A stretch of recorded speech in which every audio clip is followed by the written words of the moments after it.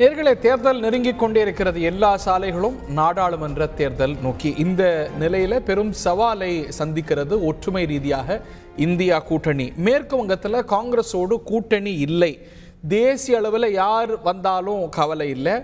மாநில அளவில் திரிணாமுல் காங்கிரஸ் கட்சி தனித்து போட்டியிட்டு பாஜகவை வெற்றி பெறும் என்று காங்கிரஸ் கட்சி மீது நீண்ட புகார் பட்டியல் ஒன்றை வாசித்து தனியாவர்த்தனம் செய்திருக்கிறார். தனித்து நாங்கள் போட்டி என்று அறிவித்திருக்கிறார் மம்தா பானர்ஜி. இன்னமும் கூட நம்பிக்கையோடு மம்தா பானர்ஜி இந்தியா கூட்டணியில் தான் இருக்கிறார் என்று நம்பிக்கை வெளியிடுகிறது காங்கிரஸ் கட்சி. இந்த அதிர்ச்சி ஓய்வதற்கு முன்பாக பஞ்சாபில் நாங்களும் தனித்து போட்டி என்று ஆம் ஆத்மி கட்சி அறிவித்திருக்கிறது. இந்தியா கூட்டணி நாடு திரும்பி பார்த்தது அதனது பெயராகட்டும், அதில் இணைந்த கட்சிகளாகட்டும், அதில் முக்கியமான காரணம் ஆம் ஆத்மி மம்தாவுடைய வருகை தான். இது ஒரு வலிமையான கூட்டணி என்ற ஒரு எண்ணத்தை வலுப்படுத்தியது. இந்த நிலையில் அந்த முக்கியமான இரு கட்சிகளும் இப்படி ஒரு நிலைப்பாடு எடுக்க இந்த கூட்டணி ஒற்றுமை பற்றிய, இந்த கூட்டணி எதிர்காலம் பற்றிய நிறைய கேள்விகள் எழுகின்றன. அது மட்டுமல்லாது பீகார்லேயும் கூட கலக குரல்கள் வெளிப்படுகின்றன. நிதிஷ்குமாருடைய குருநாதர் என்று கருதப்படக்கூடிய பீகாருடைய முதுபெரும் முக்கிய தலைவராக விளங்கிய கல்பூரி தாக்கூருக்கு இந்திய அரசு பாரத் ரத்னா அறிவித்தது. நரேந்திர மோடிக்கு பிரதமருக்கு நிதிஷ்குமார் நன்றி தெரிவித்தார். அதோடு நிறுத்தலை, காங்கிரஸ் கட்சியை சாடினார். அவங்க ஆட்சியில் அதை செய்யவே இல்லை, ரொம்ப நாளாக நான் தான் கோரிட்டு இருக்கேன், காங்கிரஸ் ஆட்சியில் செய்யலை, சில கட்சிகள்லாம் குடும்ப அரசியல் தான் செய்கிறாங்க அப்படின்னு மறைமுகமாக லாலு கட்சியும் காங்கிரஸ் கட்சியும் சாடி இருப்பது சில கேள்விகளை எழுப்பி இருக்கிறது. Is all well in Bihar அப்படின்னும் கேள்விகளை எழுப்புறாங்க. பிரதமரையும் பாஜகவையும் பிறகு அவர் விமர்சித்தார். ஆனால் இந்த கேள்விகள் ஆழப்படுகின்றன. இந்தியா கூட்டணி வலிமையாகத்தான் இருக்கிறதா? இந்த சவாலை எல்லாம் எதிர்கொண்டு வீறுநடை போடுமா? டாக்டர் ஆசீர்வாதமாச்சாரி பாரதிய ஜனதா கட்சியின் சார்பாக, காங்கிரஸ் கட்சியின் சார்பாக எனது மூத்த தலைவர்கள் ஒருவர் திரு ஹிதாயத்துல்லா மற்றும் மூத்த பத்திரிகையாளர் திரு பிரியன் மற்றும் திரு சேலம் மணிகண்டன், திரு எடப்பாடி பழனிசாமி மீது பேரன்பு கொண்டவர். அனைவரையும் அன்போடு வரவேற்கின்றோம். டாக்டர் ஆசீர்வாதமாச்சாரி, ரொம்ப மகிழ்ச்சியாக இருக்கிற மாதிரி தெரியுது. Is that necessary? இந்த மாதிரி ஒரு பின்னடைவுகள், இந்த மாதிரி தலைவர்கள் முறுக்கிப்பது, பிறகு வருவது சேர்வதெல்லாம் கூட்டணி அரசியலை நம்ம நாட்டில் நிறைய பார்த்தது. இன்னமும் கூட நம்புறாங்க இந்தியா கூட்டணியில் தான் இந்த கட்சிகள் இருக்கிறாங்கன்னு. மேபி இது ஒரு சின்ன ஃபேஸாக இருக்கலாம். இதை எதிர்கொண்டு மீண்டு விட்டுற மாட்டாங்களா? வீறு நடை கொண்டு உங்களை சவால் விட மாட்டாங்களா உங்களுக்கு? வணக்கம் ஹரி. 18 ஜூலை 2023 அன்னைக்கு இந்த இந்தி கூட்டணி என்ற ஒரு பொருந்தா கூட்டணி உருவாக்கப்பட்டது. அன்னைக்கே நாங்க சொன்னோம், இந்த கூட்டணி வெகு நாளாக செல்லாது, இதனுடைய பயணம் மிக விரைவில் தடம் புரளும், இந்த ரயில் இன்ஜின் நிச்சயமாக தடம் புரளும் அப்படின்னு நாங்க சொன்னோம். அப்பயே வெடிவைக்க ஆரம்பிச்சிட்டியே. அது அவங்களா வச்சுக்கிட்டது. இது நாங்க ஒண்ணுமே பண்ணல. நாங்க ஏதாவது கூப்பிட்டு அந்த கட்சிகள்கிட்ட பேசணுமா? நாங்க பேசவே இல்லை. இன்ஃபேக்ட் நாங்க என்ன எதிர்பார்த்தோம்னா, இவங்கெல்லாம் ஈவன் சீட் ஷேரிங்லாம் முடிச்சுட்டு அந்த கேண்டிடேட் செலக்ஷன்ல சண்டை போட்டுக்கிட்டு பிரிவாங்கன்னு நினைச்சோம். ஆனா அதுக்கு முன்னாடியே சீட் ஷேரிங்ல இவங்களால ஒன்னா சேர்ந்து பயணிக்க முடியல. ஆனா இதை நாங்க அப்பயே கவனிச்சோம், கணிச்சோம். 6 மாசத்துல இந்த கூட்டணி இன்னைக்கு பனால் ஆயிடுச்சு. இன்னைக்கு நம்ம ஆமா, இன்னைக்கு பனால், இன்னைக்கு இந்த கூட்டணி முடிஞ்சு போச்சு. ஏன் காரணத்தை நான் சொல்றேன். இப்போ இன்னைக்கு நீங்க சொன்னது இந்த இந்த மாதிரி பின்னடைவுகள் நாங்க போறோம்னு முறுக்கிட்டு மீண்டு வந்த தலைவர்கள்லாம் இந்திய அரசியல்ல, தமிழ்நாட்டுல, நாடு முழுக்க பார்த்திருக்கோம் தானே திராச்சாரி? ஹரி, அதாவது இது ஏதாவது ஒரு பாயிண்ட்ல இவங்க இணைஞ்சு இவங்களுக்குள்ள ஒரு அண்டர்ஸ்டாண்டிங் இருந்துச்சுன்னா இது கூட்டணி ஓரளவு பயணம் செய்யும் அப்படின்னு நம்ம பார்க்கலாம். இவங்களுக்கு எந்த வகையில, சித்தாந்த ரீதியில, கொள்கை ரீதியில எங்கேயாவது ஒரு இடத்துல இணையறாங்களா? அவங்களுடைய மாநிலங்கள்ல சண்டை போட்டுக்கக்கூடிய 2 கட்சிகள், 3 கட்சிகள், பிரதமர் நரேந்திர மோடி அவர்கள் 3வது முறையாக பிரதமராக வந்துவிடக் கூடாதுன்ற ஒரே ஒரு ஒற்றை புள்ளியில் இணைஞ்சுக்கிட்டு அவங்க எல்லாம் ஒரு கூட்டணியை உருவாக்குறாங்க. மேற்கு வங்கத்தை எடுத்துக்கோங்க. இதே திரிணாமுல் காங்கிரஸ், இதே மம்தா பானர்ஜி கம்யூனிஸ்டுகளை எதிர்த்து 2007, 2008 நந்திகிராமே ஒரு பெரிய அளவுக்கு அதை ஃபோக்கஸ் பண்ணி அதுல இருந்து அவங்க எதிர்ப்பு, அதாவது அவங்களுடைய ஓட் பேங்கே ஆன்டி லெப்ட்ன்ற ஓட் பேங்க்ல தான் அவங்க வந்தது. அவங்க ஆட்சியும் பிடிச்சாங்க. இப்ப காங்கிரஸ் வந்து இல்ல நம்ம லெப்ட் காங்கிரஸ் திரிணாமுல் காங்கிரஸ் 3 பேரும் இணைஞ்சு பயணம் செய்வோம் அப்படின்ற பட்சத்துல திரிணாமுல் காங்கிரஸோட தலைவி மம்தா பானர்ஜி அருமையா சொல்லியிருக்காங்க, என்னுடைய காடரை வந்து டார்கெட் பண்ணக்கூடிய அந்த லெப்ட் லீடர்ஸை காங்கிரஸால வந்து கண்டென்ட் பண்ண முடியல, காங்கிரஸ் வந்து அதுக்கு எதிர்ப்பு தெரிவிக்கிறதே இல்ல, பாராமுகமாக இருக்கிறார்கள். இதை நான் எப்படி பார்ப்பது?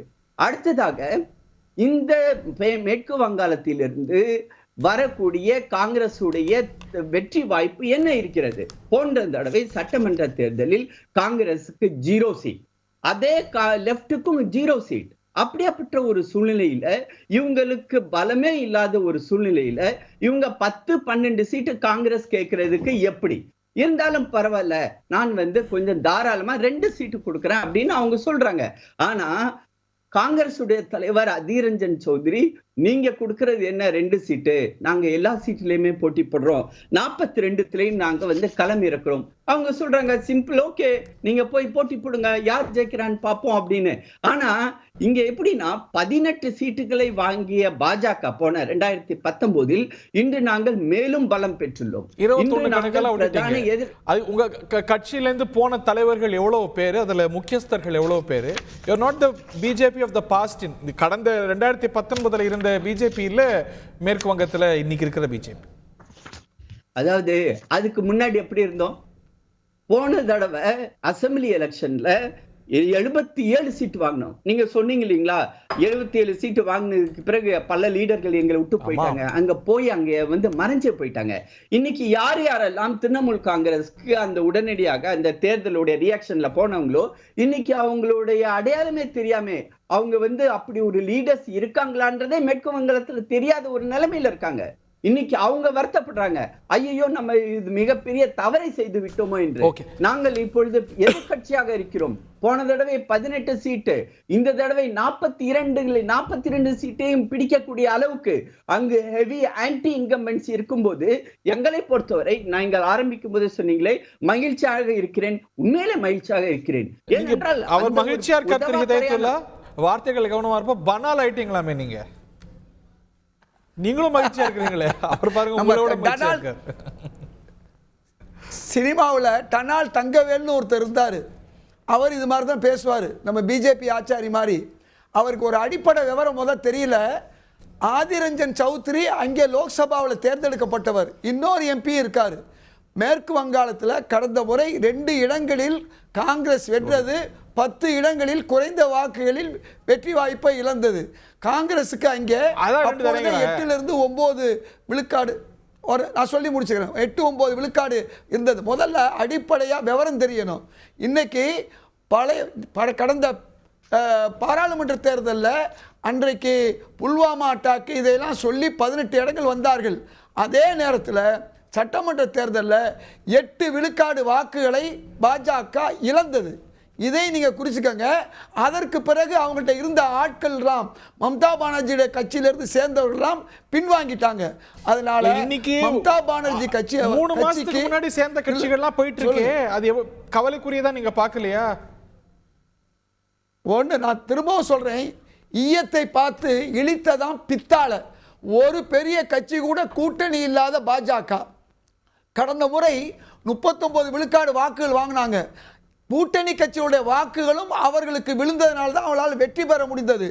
மெஹபூபா முஃப்தி இப்போ கிடையாது, அகாலி தளம் இப்போ கிடையாது, லோக் தளம் இப்போ கிடையாது, அதே மாதிரி நிதிஷ்குமார் அவர்கள் கிடையாது, சிவசேனா கிடையாது. இப்படி எல்லாத்தையும் இழந்து இன்றைக்கு அவர்கள் நிற்கிறார்கள்.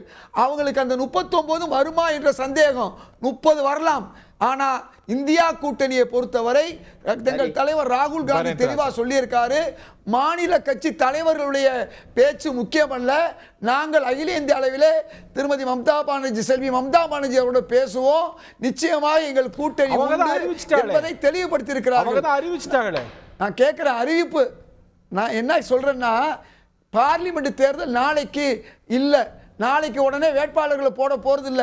அந்த அது இப்படி முறைச்சிக்கிட்டீங்கன்னா வராங்கன்னே வெச்சுப்போம். ஒட்டுமா என்ன இப்படி எலெக்ஷன் வர வரைக்கும் 6 மாசமா அடிச்சிட்டு தான் இருக்கீங்க. அதுக்கு அப்புறம் இப்படி தேர்தலை சந்திச்சு அப்படியே ஓட்டினா கூட 2 மாசத்துக்கு முன்ன 2 மாசத்துக்கு முன்னால அதிமுக பிஜேபியில் இருக்குன்னு சொன்னாங்க, இன்னைக்கு இல்லை. அதை புரிஞ்சுக்கங்க. அதே நேரத்தில் காங்கிரஸை பொறுத்தவரை இந்த கூட்டணியை உடையாமல் பார்த்துக்கிறதான முயற்சி நடக்குது. இன்னும் 2 மாசம் இருக்குது, எதுவும் நடக்கலாம். அதே நேரத்தில் நீங்க ஓவராலா நீங்க பார்த்தீங்கன்னா இப்ப அஸ்ஸாம்ல எதிர்க்கட்சியாக ஒரு கட்சியாக இருக்கக்கூடிய ஏஐயுடிஎஃப் வந்து காங்கிரஸில் இணைவதற்கு பேச்சுவார்த்தை நடத்திட்டு இருக்காங்க. அதே மாதிரி சத்தீஸ்கரில் அங்கே இருக்கக்கூடிய அஜித்வை காங்கிரஸ் பேசிட்டு இருக்காங்க. இன்னும் பல கட்சிகள், பகுஜன் சமாஜ் கட்சியும் கூட நாங்கள் தயாராக இருக்கிறோம்னு சொல்றாங்க.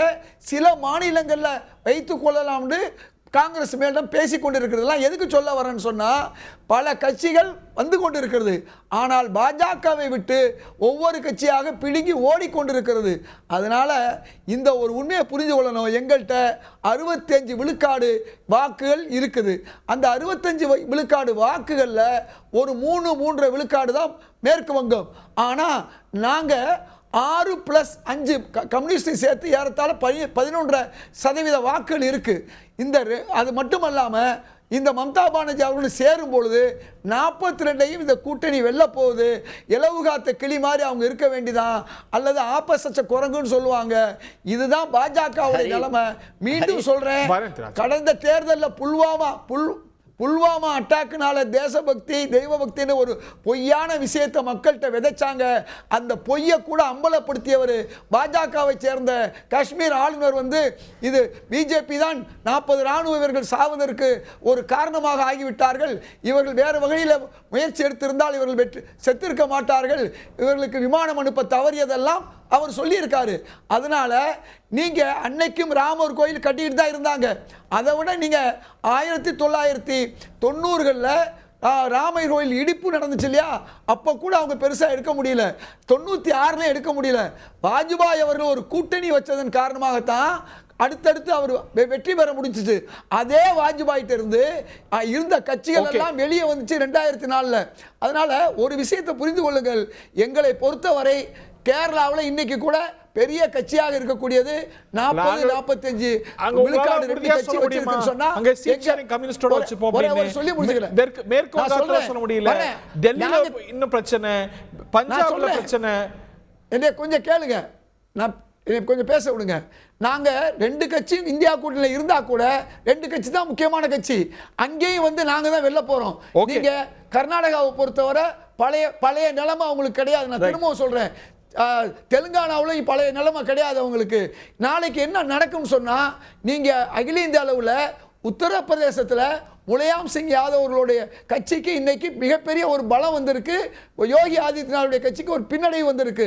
நான் ஏன் பாஜகன்னு சொல்லேன்னா, யோகி அவர்களை வச்சு தான் ஓட்டு போட்டாங்க. அவர்களுக்கு எதிரான நிலை இப்ப திரும்பி இருக்கு. பீகார்ல அவங்களுக்கு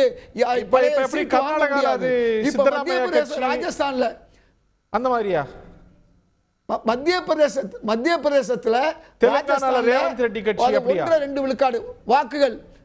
கேளுங்க, ஒரு விஷயம் சொல்றேன். கடந்த முறை என்ன சொன்னாங்க தெரியுமா?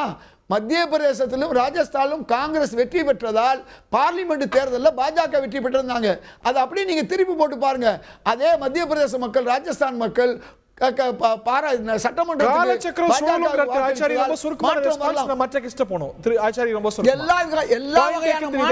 வரப்போகுது. நீங்க இந்தியா முழுக்க 200 இடங்களுக்கு பாஜக வர முடியாது. அதே நேரத்தில் ஒரே நிமிஷம், மதில் பிஜு பட்நாயக் கட்சியும் எல்லாரும் எங்களை ஆதரிப்பாங்க. அதாவது நான் திரு இதயத்துல்லா மேல் வந்து மிகவும் மதிப்பு வைத்துள்ளவன், ஒரு மூத்த ஒரு அரசியல்வாதி. அவர் வந்து என்டிஏ கூட்டணியில வந்து அவங்க இந்த கட்சி இல்லை, இந்த கட்சி இல்லை, இவங்க போயிட்டாங்க, அவங்க கட்சியில போயிட்டாங்க அப்படின்னு. நான் திரு இதயத்துல்லா அவர்கள்ட்ட சிம்பிளா ஒரே ஒரு கேள்வி மட்டும் கேட்கிறேன். உங்களுடைய இந்த இந்தியா கூட்டணின்னு சொல்றீங்க இல்லைங்களா, இந்த இந்தியா கூட்டணியோட முழு ஃபார்ம் என்ன? அந்த கட்சியில அந்த கூட்டணியில எத்தனை கட்சிகள் இருக்குது? அந்த கூட்டணியில முக்கியமான கட்சிகளுடைய பெயர் இல்ல, விக்கிபீடியா இல்ல, அவர் வந்து சொல்றாரு இல்லைங்களா, நாங்க போயிட்டவங்களா சொல்றாங்க இல்லைங்களா, அவங்களோட கூட்டணியில் உள்ளவங்களோட லீடர்ல முக்கியமான ஒரு 10 பேரை மட்டும், 10 கட்சிகள் 10 லீடர்கள் சொல்லட்டும். ஏன்னா இங்க என்ன பிரச்சனை தெரியுங்களா, ஸ்டாலின் இருக்காரு, கேஜ்ரிவால் இன்னும் இருக்காரு, மம்தா பானர்ஜி இருக்காரு, அகிலேஷ் யாதவ் இருக்காரு, மெஹபூபா முஃப்தி இருக்கார். 38 பேர் நீங்க வச்சிருக்கீங்கல்ல, அந்த 38 பேர்ல 38 பேர்ல எம்பி உள்ள கட்சி ஒரு கட்சி இருக்கா? இப்ப நான் சொல்றேன் கம்யூனிஸ்ட் கட்சி இருக்குது, ஒவ்வொரு கட்சியா சொல்றேன். திமுக இருக்கு, திமுகவோட சேர்ந்த கட்சிகள் இருக்குது. நான் சொல்லிட்டு வரேன், சரத்பவார் அவர்கள் கட்சி இருக்குது, முலாயம் சிங் அவர்கள் கட்சி இருக்குது, இப்படி பல கட்சிகள் இருக்குது. நான் பேர் சொல்லிட்டேன், உங்களால ஒரு பேர் சொல்ல முடியுமா? 38 கட்சியில ஒரு கட்சி உங்களோட இருக்கா சொல்ல முடியுமா? கட்சிகளோட லிஸ்ட நான் எடுத்து சொல்றேன், அதுல ஒண்ணும் பிரச்சனை இல்ல. வடகிழக்கு மாநிலங்கள் அனைத்திலுமே என்டிஏ இருந்த ஒரு கட்சி அதிமுக, அந்த கட்சி உங்களை விட்டு போயிருச்சு. நீங்க சொல்றீங்களா இதே பீகார்? இன்னைக்கு தலைவர் அந்த அதிமுக தலைவர் பழனிசாமி உங்களால ராமர் கோயிலால ஓட்டு வாங்க முடியாது, அன்னைக்கோட அது முடிஞ்சு போச்சுன்னு அவரு சொல்லி சிவசேனா ஒரிஜினல் சிவசேனா எங்கள்கிட்ட இருக்குதுன்னு வந்துடுச்சு. அங்க ஸ்பீக்கரே வந்து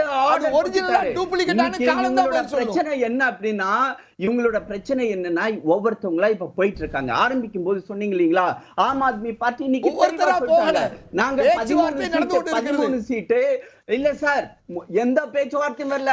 பகவந்த் மான் அதனுடைய அந்த கூட்டணியோட தலைவர் அங்க சொல்லிட்டார் சார், இன்னைக்கு எங்க கூட வேணாம், எங்க கூட வேணாம், 13 சீட்டை நாங்களே போட்டி போடுறோம். டெல்லியில 7 சீட்டு ஆம் ஆத்மி சொன்னது என்ன தெரியுமா? நாங்க இந்தியா கூட்டணியில தான் இருக்கோம், தனியா நின்றாலும் இந்தியா கூட்டணி தான் ஆதரிப்போம், மோடி ஆட்சியை ஒழிப்போம், அத அவங்க சொல்லிருக்காங்க சார். அப்படியாப்பட்ட பட்சத்துல நீங்க அவங்க கூட கூட்டணி வரும் நீங்க எப்படி இலவு காத்த கிளி மாதிரி நீங்க தான் காத்துக்கிட்டு இருக்கீங்க. வேணான்னு சொல்றாங்க. 65 விழுக்காடு வாக்குகள் சுதந்திரத்துக்காக பாடுபட்ட கட்சின்னு விழுக்காடு வாக்குகள் போனா கூட 60 விழுக்காடு வாக்குகள் இன்னைக்கு இந்தியா கூட்டணி இருக்கிறது. 55 விழுக்காடு எடுத்தாலும் நாங்க வெற்றி பெற முடியும். நீங்க வெறும் 39 விழுக்காடு எடுத்து 39 எடுத்து 300 சீட்டு வாங்குனீங்க. 10 வருஷத்துக்கு முன்னாடி வந்த அவர்ட்ட போய் நாங்க சரண்டர் ஆவரும் அப்படின்னு பஞ்சாப்லயும் டெல்லியில 1984ல 400 இடங்களை காங்கிரஸ் பெற்றது. அந்த காங்கிரஸ் பின்னால வீழ்ச்சி அடையலையா? அதே வீழ்ச்சி 300 வாங்கிய பாஜகவுக்கு நிச்சயமா எதிர்க்கட்சி அந்தஸ்து கூட இல்ல. நீங்க இரட்டை இலக்கத்தை கூட தாண்ட மாட்டீர்கள். அதுதான் உண்மை, அது நிசப்தமான உண்மை. 1984ல 400 இடங்களை எடுத்த நாங்க கூட வெற்றி வாய்ப்பை நாங்க இழந்தோம். நல்லா புரிஞ்சுக்கங்க. நீங்க 300 இடத்தை எடுத்துட்டு அதையும் நீங்க இழக்க போறீங்க. பண்ணாதீங்க சார். 1984 ஒரு வேவ் எலெக்ஷன். அதுதான் பண்ணி ஆகணும். இப்ப கம்பேர் பண்றீங்களே, 300 எடுத்தீங்கல்ல, அத கம்பேர் பண்ணீங்க. எல்லாரையும் நீங்க பாத்துக்கங்க சார்.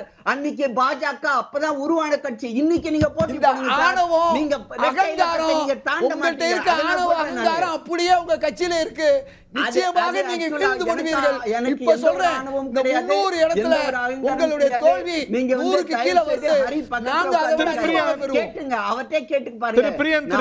எந்த ஒரு அகங்காரத்திலயும் பேசல. ஓகே, அதை நம்ம மக்கள்கிட்ட விட்டுருவோம். திரு பிரியன், இப்ப என்ன கேள்வி எழுது அப்படின்னா, மம்தா பானர்ஜி அங்க தனியா போட்டிட்டா கூட இந்தியா கூட்டணியில இருக்கார். பஞ்சாப்ல என்ன வேணா நடக்கட்டும், ஆம் ஆத்மி இந்தியா கூட்டணியில இருக்கு. என்ன பயன்? மம்தா பானர்ஜி இந்த கூட்டணிக்கு வேல்யூ ஆட் பண்றதே வெஸ்ட் பெங்கால்ல தான். கேஜ்ரிவாலுடைய கட்சி வேல்யூ ஆட் பண்றது டெல்லியிலையும் பஞ்சாப்ல தான் பிரதானமா. அங்க சீட் ஷேரிங்ல பிரச்சனை. நான் மொத்தமா இருக்கேன் அப்படின்னா அது வந்து அதே மாதிரி தான் கம்யூனிஸ்டுக்கு கேரளால. இது வந்து ஒற்ற கூட்டணியா இருக்கா? இந்த கூட்டணிக்கு இந்த நிகழ்வுகள்லாம் பின்னடைவா ஏன் பார்த்துட முடியாது?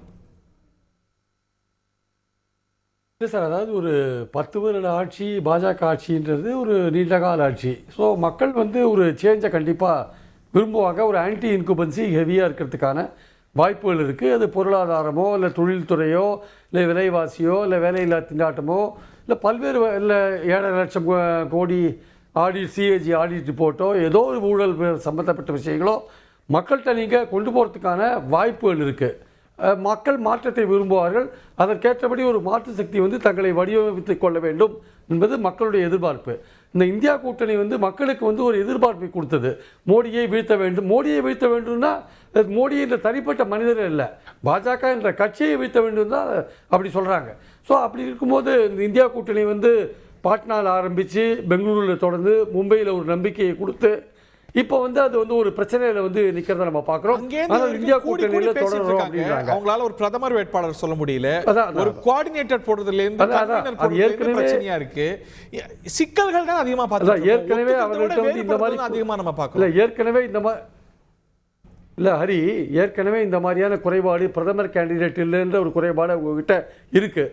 சரி, குறைஞ்சபட்சம் அந்த இந்தியா கூட்டணி ஒரு ஒன்றுபட்ட ஒரு முகத்தை காண்பித்து ஒரு 450 கான்ஸ்டியூன்சியில் பாஜகவுக்கு எதிராக ஒரு ஒற்றை கேண்டிடேட்டை போடணுன்ற அந்த விஷயத்திலாவது ஒன்றுபடுவாங்கன்னு பார்த்தா அதுலேயே வந்து சில பிரச்சனைகள் போயிட்டு இருக்கிறத நம்ம பார்க்குறோம் நம்ம. ஸோ மக்களுடைய நம்பிக்கை வந்து இந்தியா கூட்டணியில் பிரதமர் கேண்டிடேட்டும் இல்லை, இந்தியா கூட்டணி ஒற்றுமையாக இல்லைன்ற ஒரு தோற்றம் இருக்குல்ல, அது வந்து நிச்சயமாக ஒரு பின்னடைவை கொண்டு வரதுக்கான ஒரு வாய்ப்புகள் இருக்குது. நான் கேட்குறேன், உங்களால் வந்து தேர்தலில் வந்து சீட் ஷேரிங் பண்ண முடியாதுன்னு தெரியும்ல, மாநில கட்சிகள் நீங்கள் வந்து நாங்கள் தான் இங்கே செல்வாக்காக இருக்கோம், காங்கிரஸுக்கு இங்கே இடம் கிடையாது. ஆனால் அடிப்படையான விஷயம் என்னென்னா, நேஷனல் லெவலில் காங்கிரஸ் தான் பெரிய கட்சியாக இருக்குது. நேஷனல் லெவலில் இந்த மாநில கட்சிகள் தலைவர்களோட ராகுல் காந்தியோடைய மாதிரி தான் உயரமாக இருக்குது. மம்தாக்கும் ராகுலுக்கும் நேஷனல் லெவலில் பார்த்தீங்கன்னா ராகுல் தான் உயரமாக இருக்காரு. அந்த கசப்பான உண்மையை இந்த மாநில கட்சிகள் ஏற்றுக்கொள்ள மாட்டேங்கிறாங்க.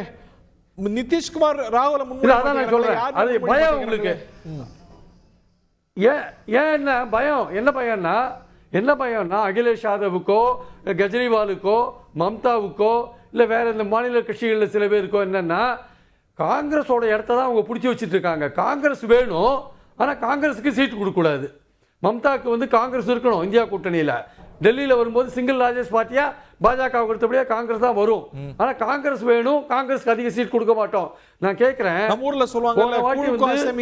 ரொம்ப பிரமாதமாக 2019 42 இடங்களில் நீங்கள் வாங்கின இடங்களோட 22 இடங்கள் தானே வாங்கினீங்க, 18 இடங்கள் பாஜக வாங்கினாங்கல்ல. இந்த வாட்டி நீங்கள் அதே 22 இடங்கள் நீங்கள் வாங்குவீங்கன்னு உறுதியாக இருக்கீங்களா? காங்கிரஸ் வந்து அங்கே ரொம்ப புவராக தான் இருக்குன்னு நான் ஒத்துக்கிறேன். 39 இடங்களில் 5% கம்மியாக வாங்கியிருக்குன்னு நீங்கள் சொல்கிறீங்க. ஆனால் நீங்கள் ஒரு ஒன்றுபட்ட முகத்தை காண்பித்தால், காங்கிரஸுக்கு நாங்கள் 2 இடம் தான் கொடுப்போம், 1 இடம் தான் கொடுப்போம் நீங்கள் சொன்னீங்கன்னா, கம்யூனிஸ்டோட நீங்கள் கூட்டணியே வேண்டாம்னு சொல்லிட்டீங்க.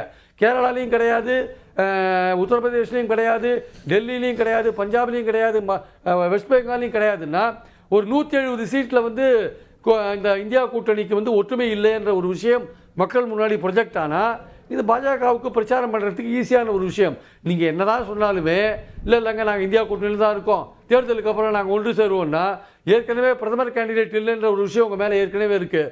இன்ஃபேக்ட் பாஜகவுக்கு ஒரு மாற்று சக்தியை மக்கள் விரும்புகிறாங்க. எப்படின்னா, இதே இந்தி பேசுகிற மாநிலங்களில் 3 மாநிலங்களில் காங்கிரஸ் வந்து மோசமான தோக்கலை, ஏதோ 5% 6% ஓட்டு வித்தியாசம் தான் அவங்க தோற்றுருக்காங்க. அதே ராஜஸ்தானில் பெருவெற்றி பெற்ற பாஜக 1 மாதம் கழிச்சு நடந்த இடைத்தேர்தலில், சட்டமன்ற தேர்தலில் ஒரு மந்திரியே தோற்று போனார், பாஜக மந்திரியே தோற்று போனார். அதனால் இந்தி பேசுகிற மாநிலங்கள்லேயே நீங்கள் என்னதான் ராமரை ப்ரொஜெக்ட் பண்ணால் கூட மக்கள் 10 வருஷம் நீண்ட கால ஆட்சியை 3ஆவது தடவை கொடுக்கணுமா வேண்டாமான்னு யோசிப்பாங்க கண்டிப்பாக. அப்போ மாற்று சக்தியாக உங்களை நீங்கள் தயார்படுத்திக் கொள்ள வேண்டும். மாற்று சக்தியாக நீங்கள் ஒரே அமைப்பாக இந்தியா கூட்டணி இல்லாமல் இப்படி பிரிஞ்சிருந்து நாங்கள் வந்து எலெக்ஷனுக்கு அப்புறம் ஒன்று சேருவோம் உருவாக்க முடியாது. ஒரு கிரெடிபிலிட்டி போயிடுது. ஒரு சிம்பிள் விஷயம், அந்த கிரெடிபிலிட்டியை நீங்கள் உருவாக்காத போது, அந்த நம்பிக்கையை பெறாத போது, நீங்கள் எதிர்பார்க்கிற ஓட்டை மாநில கட்சிகளே பெற முடியாது. நேஷனல் லெவலில் காங்கிரஸ் பெறலாம். இன்னைக்கு மோடிக்கு அடுத்தபடியாக நேஷனல் லெவலில் ராகுல் காந்தி தான் இருக்கார்.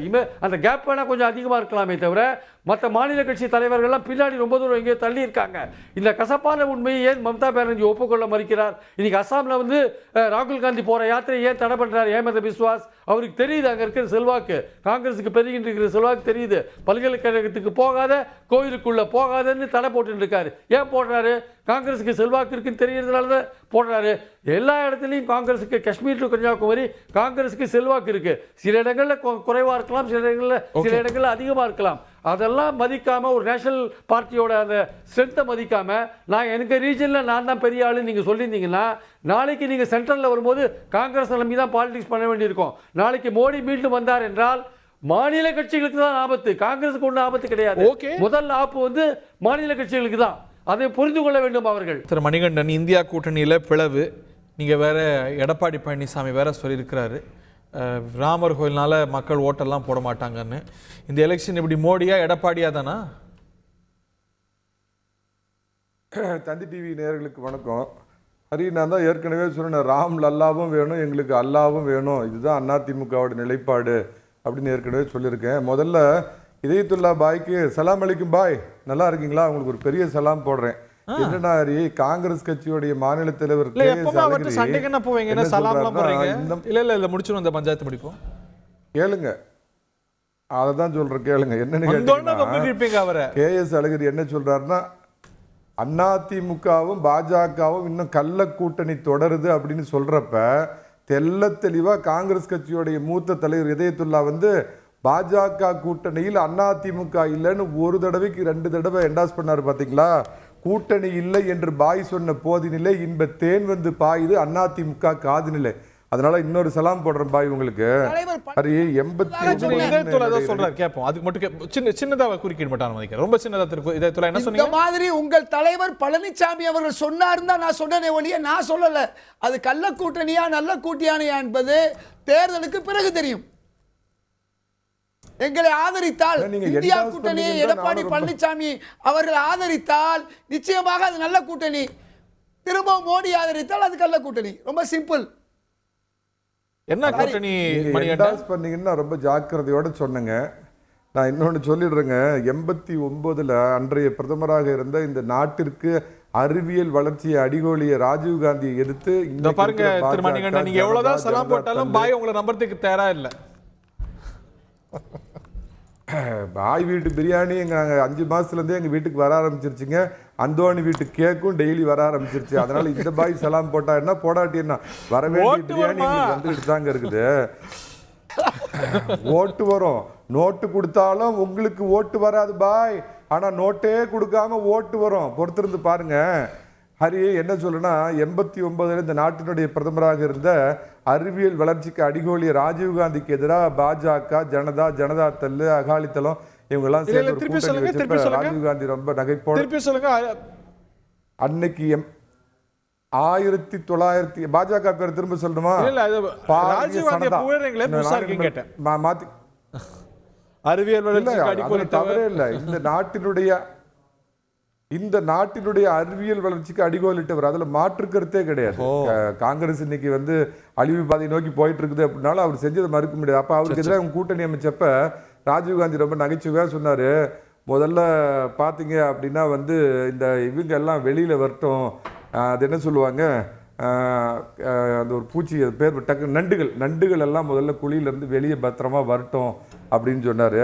ஹரி, இந்த இந்தியா கூட்டணின்னு இவங்க பேர் வச்ச அன்னைக்கே நான் டெல்லியிலேருந்து சொன்னேன், இந்தியா பேரை தேர்தலுக்கு பயன்படுத்துனீங்கன்னா உங்களுக்கு தோல்வி தான் வரும், இந்தியா ஒளிர்கிறதுன்னு பாசக 2004 சொல்லிச்சு. இந்தியா ஒளிர்ந்துச்சா? அந்த மாதிரி இந்தியா, ஆமா, இந்த மாதிரி நாமளும் மாற்றிக்கணும்ல. அதே மாதிரி திரும்ப பார்த்தீங்கன்னா இவங்க இந்தியான்னு பேரை வச்சாங்க. ஆரம்பமே தெரிஞ்சு போச்சுங்களா ஹரி? அதே மாதிரி நீங்க போற போக்கில் ஒரு ரொம்ப பொருத்தமற்ற ஒரு இதை சொல்றீங்க. அதை நான் கண்டனத்தை தெரிவிச்சுக்கிறேன். அதாவது எல்லாம் கூடி பேசி கலைந்தார்கள் அப்படின்னு சொன்னீங்க. நான் அதில் கடுமையான கண்டனத்தை தெரிவிக்கிறேங்க. இவங்க 4 இடத்துல கூடினாங்க. முதல்ல பார்த்தீங்கன்னா பீகாரில் கூடி சமோசா சாப்பிட்டாங்க, பெங்களூரில் கூடி ரைஸ் பாத் சாப்பிட்டாங்க, மும்பையில் கூடி வடாபாவை சாப்பிட்டாங்க, டெல்லியில் கூடி கேசரி சாப்பிட்டாங்க. அடுத்தது எங்கே கூட போகிறாங்கன்னா காசியில கூடி டாட்டு கூட்டணி டவுட்டு கூட்டணிக்கு எள்ளும் தண்ணியும் தெளிச்சு தப்பா சொல்றீங்க. டெல்லியில பிரச்சனையே இப்போ என்னன்னா, கூட்டணின்னு சொன்னது உண்மையாயிருச்சா இல்லையா? பாஜகவை எதுக்குறதுக்கு பதிலா இன்னைக்கு எடப்பாடியார் பாஜகவை எதுக்குறாரு. கள்ள கூட்டணின்னு மணிகண்டன் உண்மையாயிட்டா இல்லையா? அவர் யாரை எதுக்குறாரு? பாஜக எதுக்கல, பாசக மேல பாசக. மோடியும் வேண்டாம், கார்கே டாடியும் வேண்டாம் அப்படிங்கிறது தான் அதிமுகவோட நிலைப்பாடு பாய். நல்லா உங்களுக்கு சொல்றேன், திரும்ப கேட்டுங்க. மோடியும் வேண்டாம், கார்கே டாடியும் வேண்டாம் அப்படிங்கிறது தான் அதிமுகவோட நிலைப்பாடு. ரெண்டாவது, இந்த மாதிரி 4-5 இடத்துல இவங்க கூட்டினதுனால இந்தியன் ஏர்லைன்ஸுக்கும் இண்டிகோவுக்கும் பார்த்தீங்கன்னா நல்ல வருமானம், ஹோட்டல் பிசினஸ் நல்லா போச்சு.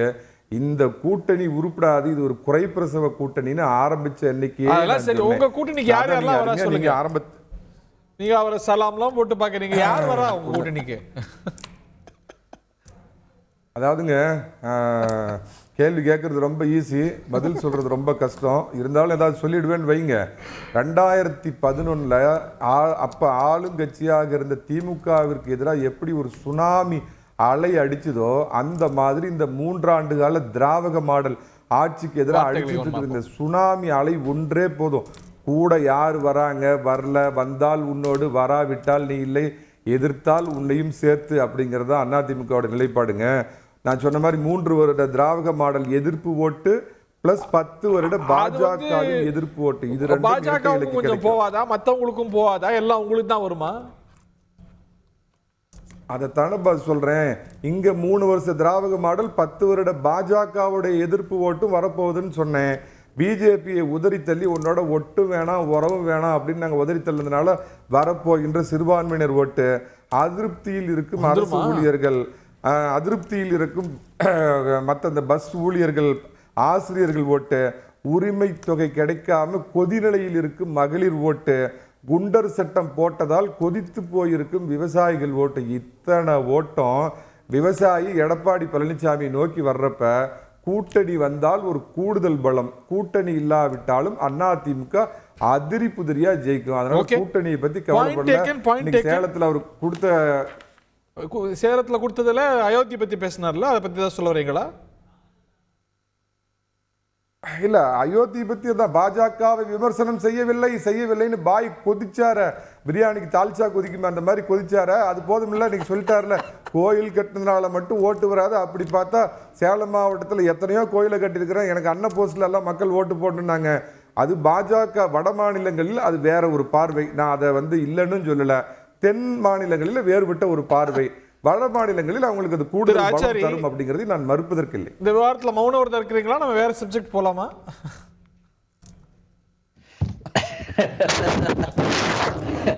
அப்படியே விந்தியத்துக்கு மேல போலாமா, இப்ப தெற்கே இருக்கலாமா? அதாவது நான் எதை பத்தி பேசுறதுக்கு ரெடி ஹரி. நான் ஓபன் புக். எங்க கட்சியும் ஒரு ஓபன் புக். எங்க கட்சியை பொறுத்தவரை இதான் நிலைப்பாடு. பிரதமர் நரேந்திர மோடியுடைய தலைமை, அவர் 3வது முறையாக அவர் பிரதமராக ஆக வேண்டும் என்று யாரெல்லாம் ஆசைப்படுகிறார்களோ, எந்தெந்த கட்சியெல்லாம் ஆசைப்படுகிறார்களோ அவர்கள் அனைவரையும் வரவேற்க நாங்கள் காத்து கொண்டிருக்கிறோம். அதுதான், இது சிம்பிள். இதற்கு மேல விரிவா சொல்ல வேண்டிய அவசியம் இல்லை. பிரதமர் நரேந்திர மோடி அவர்கள் இல்ல ஏலம் விடுறது இல்ல. பிரதமர் எங்களோட 1 பாயிண்ட் அஜெண்டா சார். எங்களுக்கு double point agenda, triple agenda எல்லாம் கிடையவே கிடையாது. நாடு சுபிட்சமாக இருக்க வேண்டும், வல்லரசாக ஆக வேண்டும், பாதுகாப்பாக இருக்க வேண்டும், அனைத்து தட்டு மக்களுக்கும் நல்ல திட்டங்கள் கொண்டு போய் சேர்க்க வேண்டும். பாமரர்கள், ஏழைகள், விவசாயிகள், பெண்கள், குழந்தைகள் சுபிட்சமாக இல்லாத ஒரு நாடு இனி எப்படி இருக்கும்? 10 வருஷமா சுபிட்சமா இல்ல. ராமரே இப்பதான் வந்திருக்காருன்னு தலைவர் மோகன் பகாவத் சொல்லியிருக்காரு. இப்போது இருந்து தலைவர் நம்ம ஸ்ரீராமர் பிரகடனப்படுத்த போறாருன்னு சொல்லி யோகி ஆதித்யநாத் சொல்றாரு. இவ்வளவு காலமா 9 வருஷமா இல்லாத ராமர் இப்ப புதுசா வந்திருக்காருன்னு உங்க தலைவர் தான் சொல்றாங்க. சுபிட்சமே இல்ல.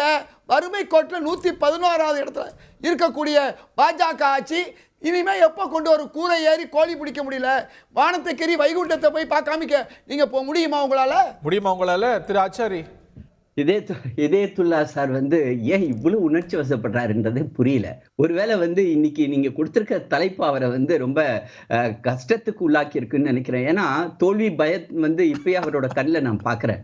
அதாவது ஒரு பிரதமருடைய ஸ்பீச், அந்த ஸ்பீச்சுடைய கட்டமைப்பு எப்படி, அதுவும் ஹிந்தியில பேசினாரு. I think Hidayatullah sir knows Hindi better than me. அதாவது இந்த பயணம் இருக்கு இல்லைங்களா, இந்த பயணம் ஒரு தொடர்ச்சியான ஒரு பயணம். இன்னைக்கு நாங்க ஆரம்பிக்கல. இந்த பயணம் கடந்த 2014 போகிட்டே இருக்கிற ஒரு பயணம். அந்த பயணத்துல 3வது கட்டத்தை நோக்கி நாம் நகர்கிறோம். இந்த பயணத்தை இன்னும் மேல போகணும். போகணும். இப்ப நீங்க நிதிஷ்குமார் உங்களுக்கு எதிராக அரசியல் செஞ்சுட்டு இருந்தவர், அவர் வந்தா வரவேற்கிறோம் அப்படிங்கிறீங்க. அப்படின்னா you are not fully confident. உங்களுக்கு இன்னமும் கூட சேதாரம் நிறைய இடத்துல இருக்கு. அப்படி எல்லாம் கிடையவே கிடையாது ஹரி. அமித்ஷா பொறுத்தவரை அதான் நான் ஆரம்பிக்கிறேன். எங்களுக்கு எதுக்கு நிதிஷ்குமார்? நான் இப்ப நான் சொல்றேன். அதாவது எடப்பாடி பழனிசாமி நீங்க கேட்கலையே. அப்படியே அதுதான் சொல்றேன் நான் உங்களுக்கு. பிரதமர் நரேந்திர மோடியை ஆதரிக்கிறதுக்கு நீங்கள் வந்தாலும் நாங்க உங்களை நாளைக்கே பாஜகவுடைய உறுப்பினர்கிட்ட உங்கள்கிட்ட கொண்டு நானே டெல்லியில இருந்து சென்னையில கொடுத்துருவேன். எங்களை பொறுத்தவரை பிரதமர் நரேந்திர மோடிக்கு யார் அந்த தலைமையை ஒத்துக்கொள்கிறார்களோ அவர்கள் எங்க கூட பயணம் செய்வதற்கு நாங்கள் தயாராக இருக்கிறோம். எங்களை பொறுத்தவரை யாரையும் நாங்க ஒதுக்கி வைக்கிறது இல்லை, யாரையும் புறக்கணிக்கிறது இல்லை. ஆக இன்னைக்கு நான் சொன்னீங்களா, நம்ம ஆரம்பிக்கும் போது பீகாரை பத்தி பேசுறோம். இன்னைக்கு பீகார்ல ஒரு மிகப்பெரிய ஒரு பொலிட்டிக்கல் இது தர்மாயில் வரப்போகுது. அதுக்குரிய கற்பூரி டாக்கூருக்கு அங்க ஒரு பல வருடங்களாக அவருக்கு கொடுக்கப்படாத ஒரு ரெகக்னிஷன் பாரத் நாட்டா கொடுக்கப்பட்டது.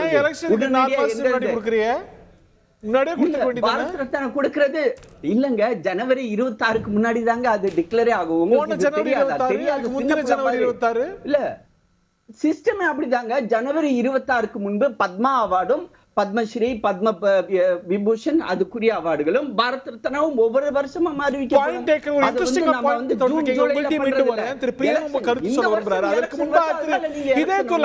அவர் சொல்ற ஒரு பாயிண்ட் ஒரு பக்கம் இருக்கட்டும். நிதிஷ்குமார் உங்களை பார்த்து கேட்கிறாரு, இவ்வளவு வருஷம் நாட்டு ஆண்டீங்களே, எவ்வளவு வருஷமா நானும் கேட்டுட்டு இருக்கிறேன், கற்பூரி தாக்கூருக்கு கொடுத்தீங்களா, இவங்க கொடுத்துருக்காங்கன்னு பிரதமருக்கு நன்றி தெரிவிக்கிறாரு. நீங்க வெறும் குடும்ப அரசியலா செஞ்சுட்டு இருக்கீங்கன்னு வேற யாரும் சொல்ல, இந்தியா கூட்டணியோடைய நிதிஷ்குமார் சொல்றாரு. இதுவா ஒத்துமையான கூட்டணி? இப்படி எல்லாம் பேசிட்டு இருந்தா ஓட்ட ஒண்ணா கிடைக்கும்? பாஜக 10 வருஷமா கற்பூரி தாக்கூருக்கு கொடுக்காம இப்ப கொடுத்ததுனால அந்த வாக்குகளை வந்து பாஜக அள்ளிட்டு போக கூடாதுன்னு சொல்லி நிதிஷ்குமார் அதை விவரமா எடுத்து சொல்றாரு. இவ்வளவுதான் விஷயம். ஆனா உங்களை கேக்குறாரு சார், கற்பூரி தாக்கூர் பாஜக கொடுக்கல, பாஜகவுக்கு நன்றி சொல்றாரு. நீங்க கொடுக்கவே இல்லையா? அதிகமா நீங்க பாருங்க, கற்பூரி தாக்கூருக்கு காங்கிரஸ் ஆட்சியும் கூட்டணி ஆட்சி இருக்கும் போது மணிமண்டபம் கட்டியிருக்காங்க, அவங்க அவருக்கு நினைவு சின்னம் வச்சிருக்காங்க. ஒன்னும் புதிய விஷயம் இல்ல. அதுக்கு நிதிஷ்குமார் சாட்டிஸ்ஃபை இல்லையா? அடையாள அரசியல் பழங்குடியினருக்கு ஜனாதிபதி கொடுக்கறதுனாலயோ அவங்களை கொடுத்துட்டு அவங்களை ஏமாத்துறதுனாலயோ ஒரு பட்டியல் இனத்தை சார்ந்தவருக்கு உங்களுக்கு குடியரசுத் தலைவர் பதவி கொடுத்து ஒடிசா உள்பட எந்த மாநிலத்திலையும் கோயிலுக்கு போனா கழுவி விடுற நிலைமை கிடையாது. பாராளுமன்றத்துடைய தலைவராக இருக்கக்கூடிய நம்முடைய ஜனாதிபதி அவர்களுக்கு வந்து பாராளுமன்றத்துடைய திறப்பு விழாவுல அழைக்காம ஏமாத்துற வேலை கிடையாது. ஒரு அப்துல் கலாமை வச்சு முஸ்லிம்கள் ஓட்ட உங்களால வாங்க முடியாது. அதனால இந்த அடையாள அரசியலை வந்து மக்கள் வெறுப்பார்கள். இன்றைக்கு என்ன தெரியுமா, 400 ரூபாய்க்கு வித்த கேஸ காங்கிரஸ் ஆட்சி காலத்துல 400 ரூபாய்க்கு வித்த கேஸ நீங்க 300 ரூபாய்க்கு தர்றோம்னு சொன்னீங்க. கொடுத்தீங்களான்னு மக்கள் பார்ப்பாங்க. தன்னுடைய தலைவர்களே நாட்டு பேச சொன்னார். அதனால அப்ஜெக்ட் பண்றாரு. நான் இன்னும் கொஞ்சம் பீஸ்ஃபுல்லா பேசுறேன். இட்ஸ் டைம் ஃபார் திரு பிரியன், இந்த அணியில இந்தியா கூட்டணியில மேலும் பிளவுகள் ஏற்படாது அப்படிங்கிறதுக்கு என்ன உத்தரவாதம்? பாருங்க, நிதிஷ்குமாரும் கூட நிறைய மிக்சட் சிக்னல்ஸ் கொடுத்துட்டு இருக்கிறார். நேத்திக்கு பிரதமரை பாராட்டினார், இன்னைக்கு வேற மாதிரி பேசுறார், காங்கிரஸை விமர்சிக்கிறார், லாலு கட்சியை விமர்சிக்கிறார். இன்னும் இந்த இப்படி ஓப்பனா அவங்களுக்குள்ள இந்த டிசென்ட் இருக்கும்போது எப்படி ஒரு நரேட்டிவ் செட் ஆகி இந்த அணி மேல ஒரு நம்பிக்கை வரும்? மேலும் பிளவுகள் இந்த அணியில வராதுங்கிறதுக்கு என்ன நிச்சயம்?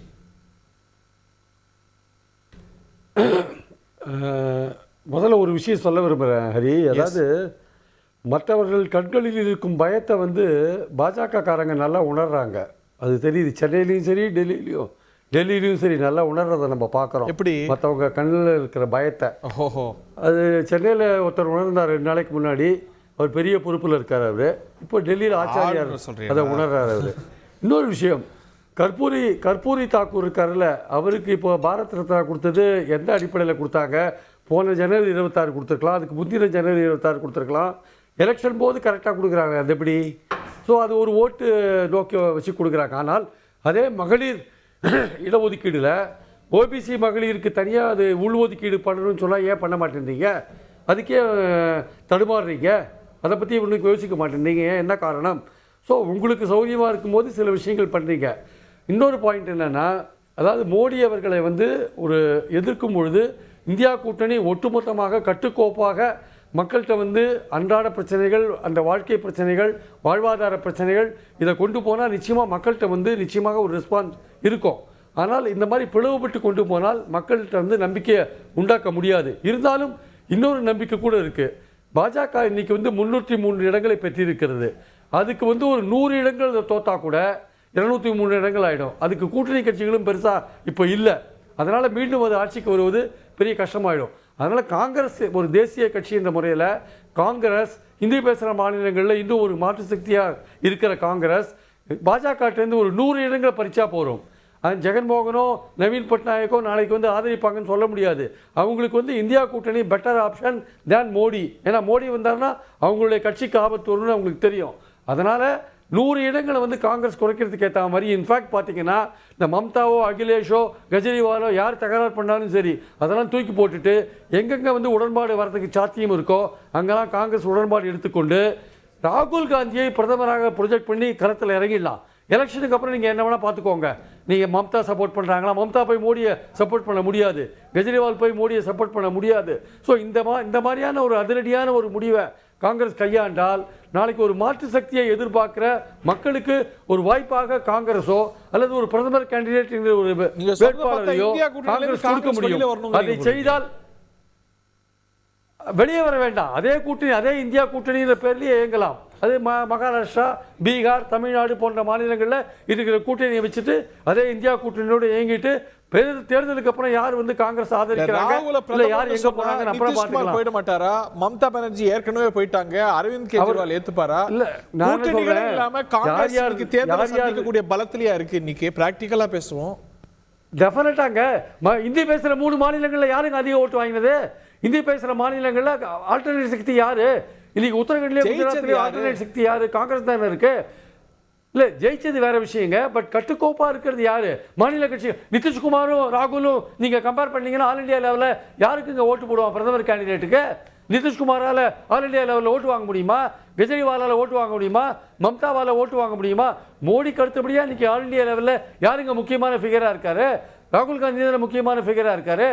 காங்கிரஸ் வந்து சில விஷயங்களை துணிச்சலாக கையாளணும். இந்த மாநில கட்சிகளோட பயத்துக்கு பிரஷருக்கு வந்து அடிபணிய வேண்டிய அவசியம் கிடையாது. இந்த எலெக்ஷனில் வந்து காங்கிரஸ் மோடி மீண்டும் வந்தால் இதனால பெரிய பாதிப்படைய போது மாநில கட்சிகள் தான். அவங்க அதை உணராத, அவங்க அதை உணரலைன்னா அது நஷ்டம் அவங்களுக்கு தான் அவங்களுக்கு புரிய வைக்கணும் அட்லீஸ்ட் குறைந்தபட்சம். அதனால கூட்டணி என்பது வந்து எல்லோரும் விட்டு கொடுத்து போக வேண்டியது. நான் தான் எங்க ஏரியால பெரிய ஆளு, நான் தேசிய கட்சியான காங்கிரஸ் மதிக்க மாட்டேன், ராகுலுக்கு இருக்கிற செல்வாக்க மதிக்க மாட்டேன்னு சொன்னா நீங்க கஷ்டப்படுங்க, நீங்க தான் பாதிக்கப்பட போறீங்க, நீங்க தான் பட போறீங்க. So Congress to take a decision. எவ்வளவு முயற்சி பண்ணி பார்க்கலாம், முயற்சி பண்ணி பார்த்துட்டு நடக்கலைன்னா Congress has to take a decision. Point take. திரு ஆச்சாரி, இழக்கிறதுக்கு உங்களுக்கு தான் அதிகம் இருக்குங்கிறார். Is that not a valid point? இறுதி கருத்து சுருக்குமா? அதாவது எங்களுக்கு வந்து we are in a safe wicket. எப்படின்னா உத்தரப்பிரதேஷ், மத்திய பிரதேஷ், ராஜஸ்தான், சத்தீஸ்கர், ஹரியானா, டெல்லி, ஜார்க்கண்ட், பீகார், மகாராஷ்டிரா, நீங்க வந்து எந்த ஒரு மாநிலத்தை வருது சார். அடுத்த நான் தமிழ்நாட்டுக்கு தான் வந்து அதுக்குள்ள நீங்க முந்திக்கிட்டீங்க. இதே தமிழ்நாட்டில இருந்து நாங்க எப்படியாப்பட்ட பெர்ஃபார்மன்ஸ் நாங்க காட்ட போறோம். எங்களுடைய மாநில தலைவர் திரு அண்ணாமலை அவர்களுடைய இந்த யாத்திரை, அந்த என் மண் என் மக்கள் யாத்திரைக்கு வந்து ஃபர்ஸ்ட் டைம் ஓட்ட சார். நீங்க வந்து ஆச்சரியப்பட போறீங்க. மே மாசம் ரிசல்ட் வரும்போது நம்ம 2 பேரும் உட்கார்ந்து இதே தந்தி தொலைக்காட்சியில பேசுவோம். ஃபர்ஸ்ட் டைம் ஓட்டர்ஸ் 18 இயர்ஸ்ல இருந்து 25 இயர்ஸ் வர இருக்காங்க இல்லைங்களா, அவங்க வந்து தேர்ந்தெடுக்கக்கூடிய கட்சி பாஜக. அவங்க தேர்ந்தெடுக்கிற தலைமை தமிழ்நாட்டை பொறுத்தவரை எங்களுடைய மாநில தலைவர் அண்ணாமலை அவர்களுடைய ஆளுமைக்காக வந்து ஒரு எங்களுக்கு வந்து ஒரு பெரிய வாய்ப்பை கொடுக்க போறாங்க. சோ நான் ஏற்கனவே சொன்ன மாதிரி north including Karnataka, Tamil Nadu, even Kerala, we are going to do better. We are in a safe wicket. எங்களை பொறுத்தவரை இவங்கள மேல நாங்க வந்து பரிதாபம் படுறோம். ஏன்னா இந்த கூட்டணி உடைஞ்சுகிட்டே இருக்குது, பாவமாவும் இருக்கிறது, பரிதாபம் இருக்கிறது. அவங்க வந்து இல்ல உண்மையிலே சொல்றேன் நானு.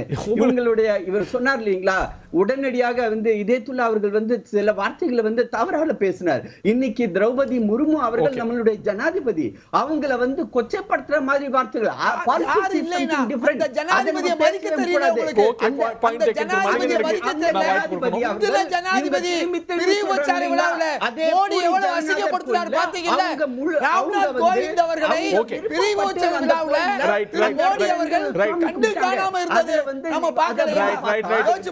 பிரணாப் முகர்ஜிக்கு இவங்க என்ன மரியாதை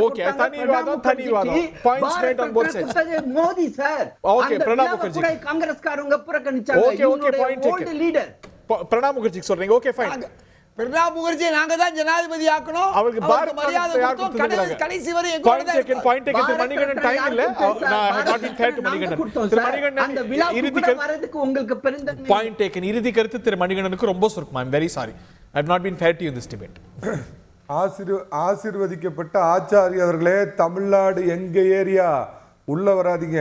இவங்க திரௌபதி முர்முக்கு மரியாதை கொடுக்கலன்னா லைப்ரரி புதுசாக பார்லிமெண்ட்டில் கட்டினப்பையும் அனெக்சர் பில்டிங் கட்டினப்பையும் தமிழகத்தை சேர்ந்த ஆர் வெங்கட்ராமனையும் பக்ருதீன் அலி அகமது ஜனாதிபதியும் கூப்பிடாம கேவலப்படுத்துறது காங்கிரஸ்னு மறந்துடாதீங்க. ராகுல் காந்தியை முன்னிறுத்துங்க அப்படின்னு பிரியன் சொன்னப்பயே தேர்தல் முடிவு எப்படி வரும் அப்படின்னு தெரிஞ்சு போச்சு. ஒரே ஒரு விஷயம் சொல்லிடுங்க, தமிழகத்துக்கு ஒரு தலை ராமனும் வேண்டாம், 10 தலை ராவணனும் வேண்டாம். வேண்டும் சாமி மீண்டும் சாமி, தமிழகத்தை காக்கும் எல்லை சாமி எடப்பாடி பழனிசாமி. எந்த சாமி என்ன தமிழ்நாட்டை காப்பாற்ற போறாரு, எந்த சாமி நாட்டை காப்பாற்ற போறாருன்னு வரக்கூடிய நாட்கள் தெரிவிக்கும். இந்த நிகழ்ச்சியில பங்கு கொண்ட விருந்தினர்கள் பார்த்தினர்களுக்கு நன்றி, வணக்கம்.